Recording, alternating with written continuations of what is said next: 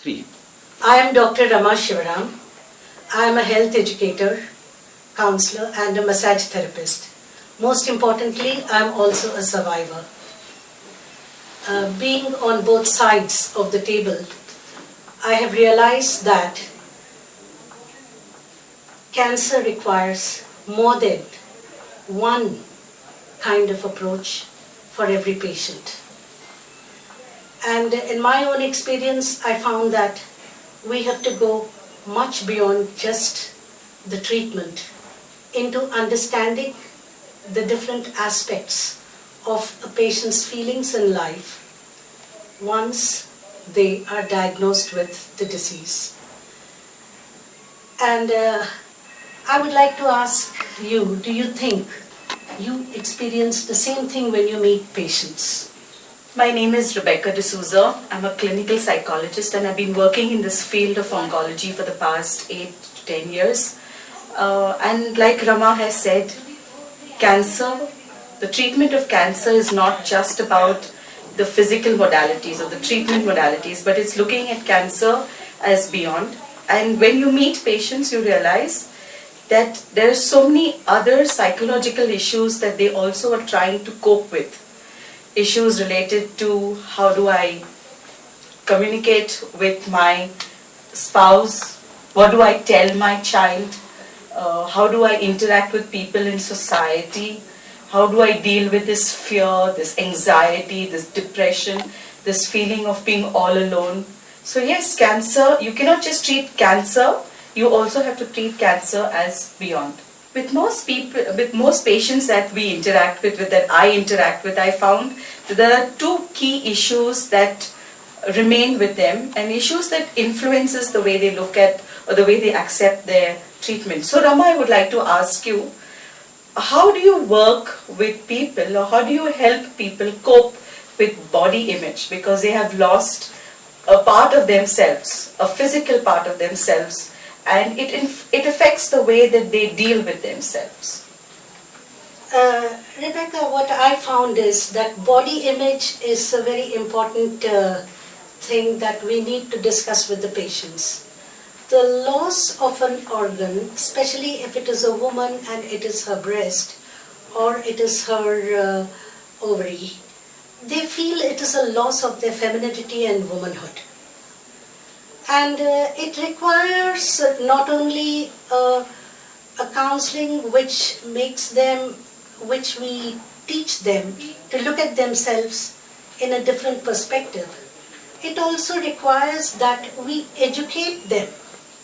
We need to have a good amount of education where we need to explain to them that a single body part does not define them. If it needs to go, it has to go. And it takes a little time for them to reconcile to it. But apart from just the loss of a breast or an ovary, what I have found with many women is that the post-cancer problems, which are basically lymphedema. Lymphedema is something where I have found women come at a time when their arms or their legs are completely swollen and they just cannot understand what has happened to them. The breast or their womb becomes secondary and it is the arm or the leg which becomes a focus of preoccupation for them. And it is here that where you have to do a continuous positive feedback, trying to tell them that they are still okay as they are and what they need to do is manage and learn to adapt and adjust to a new self and to a new situation. Tell me, I have come across many women who go through this guilt and anxiety. Have you been able to find out what are the exact reasons behind the guilt? Have you helped them understand from where or for what reasons such feelings are coming? One of the most common feelings or emotions that a patient goes through is guilt.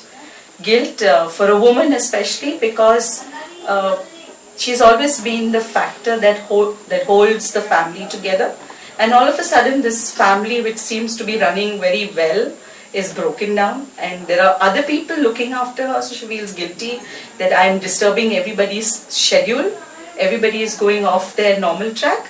And second is, they also feel guilty because they never consider themselves as the focus of the family. So I'm spending money, my husband's hard-earned money is going on me.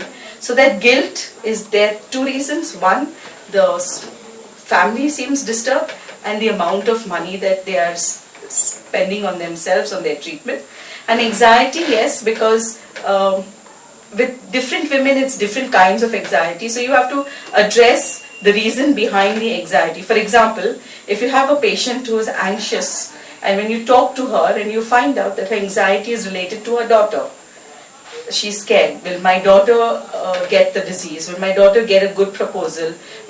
So then you have to address that issue. So talking to patients is all about finding out what is the reason behind the guilt, the reason behind the anxiety, and then helping them to cope with those reasons, finding an answer through by themselves, so that they are able to deal with it by themselves.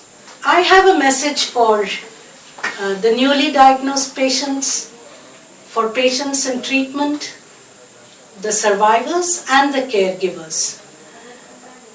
Survivor rehabilitation is a very important aspect of cancer care. And this is a continuous care which we require through our lives.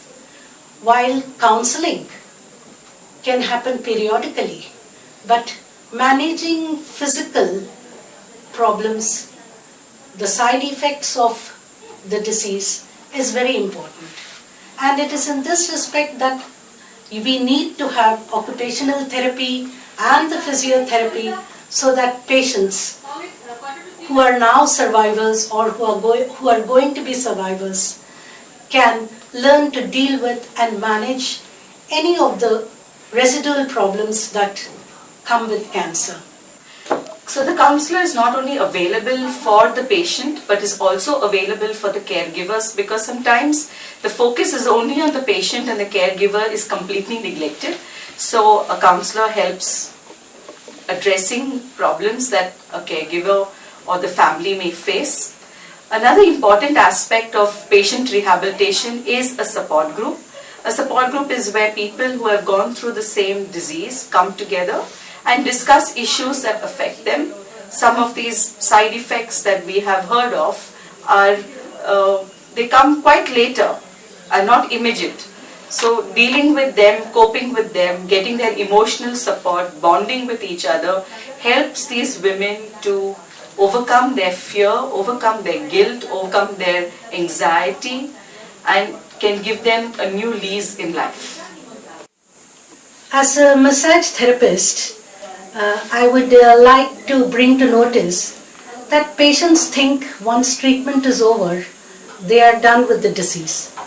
However, the side effects of radiation, the side effects of post-surgery requires a management, and for this we have found lymphedema is one of the biggest problems that we face.